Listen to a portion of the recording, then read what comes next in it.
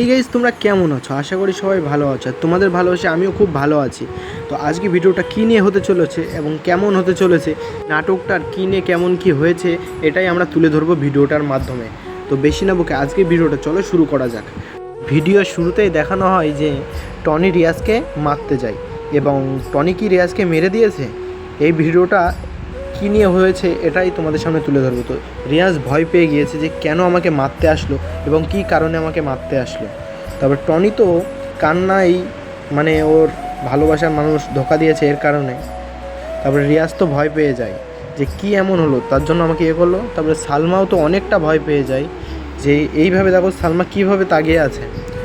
তারপর টনি বলল যাকে আমি এত ভালোবাসছি সেই আমার সঙ্গে এত ধোকা করলো। তারপর সালমা কীভাবে তাকিয়ে আছে, এর ভিতর কী এমন হয়েছে এর কারণে যে টনি রিয়াজকে মারতে যায়। টনি কান্না করছে কেন আর রিয়াজ এইভাবে ভয় পেয়ে আছে কেন, কি কারণ হয়েছে এদের ভিতরে, কেমন কি ঘটেছে। তো দেখো সালমা আবার ভয় পেয়ে তাকিয়ে আছে যে তার স্বামী চলে এসেছে। তারপর ভিডিওর প্রথম দিকে চলে আসা হয়, টনি সালমাকে নিয়ে পালাচ্ছে এবং টনি জিজ্ঞেস করছে তুই আমাকে কখনো ছেড়ে যাবি না তো? সালমা বলছে না। টনি বলছে ভালোভাবে ভেবে দেখ, তোর ভাই বোন বাবা মা আছে বাড়ি, ভেবে দেখ ভালোভাবে। সালমা বলছে আমার যা আছে তুমি, আর কেউ না। তুমি যদি আমার পালিয়ে নিয়ে না যাও তাহলে আমার কাল বাদে পরশু বিয়ে দিয়ে দেবে। তারপর টনি বলছে আমার জানিস খুব ভয় হয়, তুই কখনো যদি আমাকে ছেড়ে চলে যাস। সালমা বলছে যতই ঝড় তুফান আসুক না কেন আমি তোমাকে কখনোই ছেড়ে যাব না। আর এই কথাগুলো টনি টোটোয় বসে বসে ভাবছিল।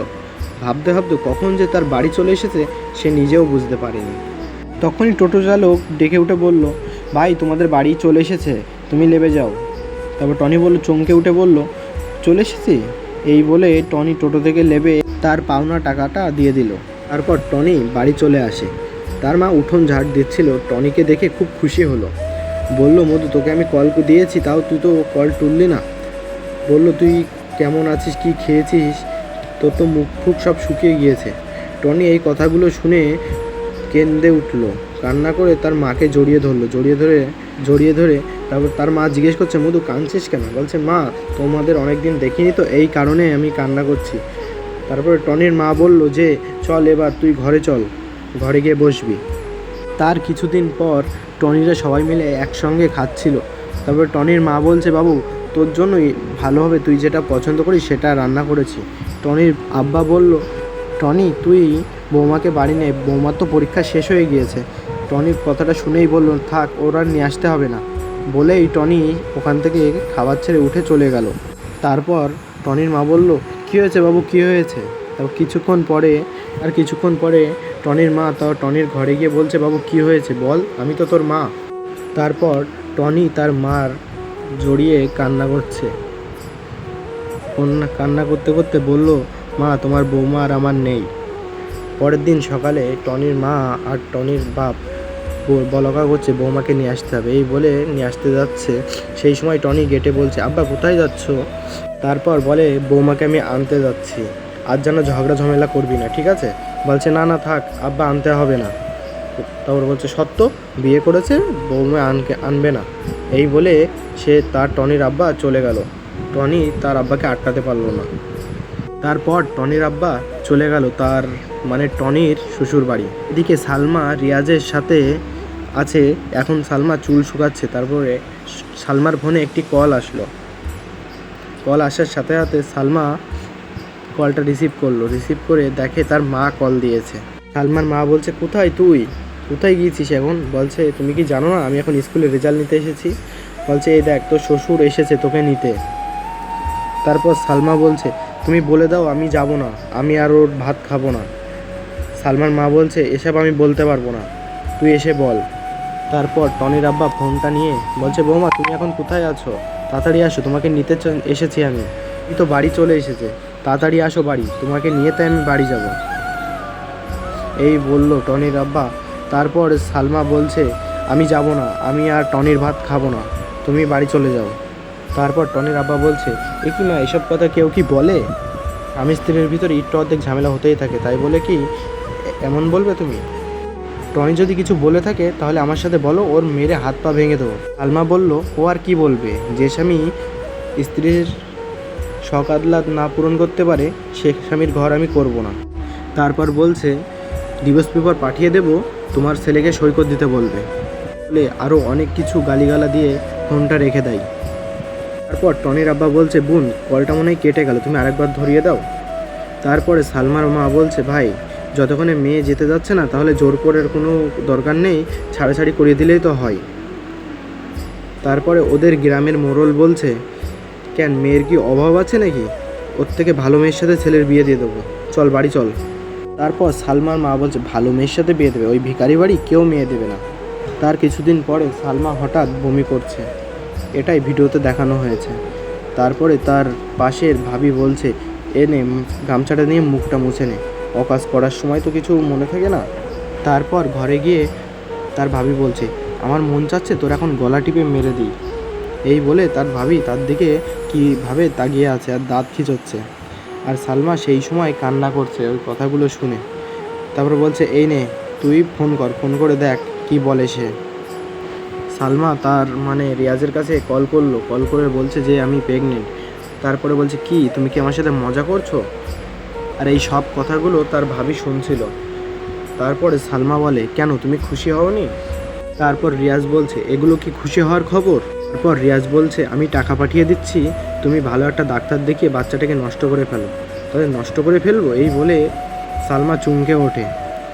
তারপরে সালমার ভাবি সালমাকে শিখিয়ে দেয় তাহলে তুমি আসো দুজন মিলে একসাথে যাবো। সেই সময় রিয়াজ বলে না আমি যাব না, তুমি চলে যাবে, আমি টাকা পাঠিয়ে দেবো।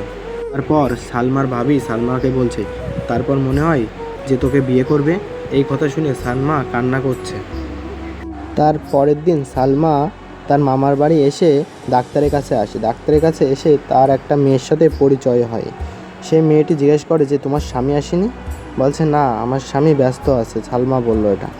তারপরে সালমার ডাক হলো, সালমা যেই যেতে গেল হোঁচট খেয়ে পড়ে গেল। তারপরে ওই মেয়েটি সালমাকে বলছে চলো আমি তোমাকে এগিয়ে নিয়ে যাচ্ছি, তোমার সাথে তো কেউ নেই। সালমা বলছে না থাক আমি একাই যেতে পারবো। তারপরে ওই মেয়েটি বলছে না তোমার একা যেতে হবে না, তুমি একাই তো ভালোভাবে চলতে পারছো না, চলো আমি তোমাকে নিয়ে যাই। এই বলে মেয়েটি সালমাকে নিয়ে গেল। তারপরে ডাক্তার সালমাকে চেক আপ করে বলছে তোমার তো কিছু হয়নি। তা বলছে কেন আমি প্রেগনেন্ট না? বলছে না তুমি প্রেগনেন্ট না, তোমার উল্টোপাল্টা খাবার খেয়েছো এই কারণে তোমার গ্যাস হয়ে বমি হয়েছে, আর তোমার শরীরে রক্তরও খুব ঘাটতি আছে এর কারণে তোমার বমি হয়েছে। কথা শুনে সালমা তো পুরোই খুশি। এই বলে তারপরে সালমা ওখান থেকে বেরিয়ে চলে আসে। ওখান থেকে বেরিয়েই দেখে সে রিয়াজ ওখানে বসে আছে। এই দেখে সালমা তো পুরো অবাক হয়ে গিয়েছে, রেগে গিয়েছে। তারপরে সালমা বলছে এ কি তুমি এখানে? আর রিয়াজ তো পুরোপুরি ভয় পেয়ে গেছে তার বউর সাথে ওকে দেখে। রিয়াজের বউ বলছে এ কি তোমরা কি দুজনকে চেনো? রিয়াজ বলছে হ্যাঁ ওকে আমি চিনি, ও আমার ছাত্র হয়, আমার স্কুলেই পড়াশুনো করে। তারপর রিয়াজ বলছে এ কি তুমি এখানে কি করতে এসেছো? সালমা বলছে সত্যিই কি তুমি জানো না আমি এখানে কি করতে এসেছি? এই কথা শোনার পরে রিয়াজ বলছে হ্যাঁ হ্যাঁ ওই দিন তুমি পেট ব্যথা বলে চলে আসলে স্কুল থেকে, এটাই তো। সালমা বলছে সত্যিই কি তুমি জানো না? তারপরে রিয়াজ মুখটা কেমন করে ভয় পেয়ে যায়। তারপরে রিয়াজ তার স্ত্রীকে বলে ঠিক আছে সালমা তাহলে তুমি থাকো। তারপরে রিয়াজ আর রিয়াজ স্ত্রী চলে গেল। তারপর সালমা বলছে তুমি তোমার পাওনাটা তো নিয়ে যাবে। তারপরে রিয়াজকে ডেকে তার গালে অনেক জোরে জোরে 4-5টা থাপ্পড় মারলো। রিয়াজ থাপ্পড় খেয়ে গালে হাত দিয়ে চুপচাপ দাঁড়িয়ে আছে, আর তার বউ ভাবছে কী এমন এদের ভিতরে সম্পর্ক আছে এর জন্য সালমা রিয়াজকে থাপ্পড় মারলো।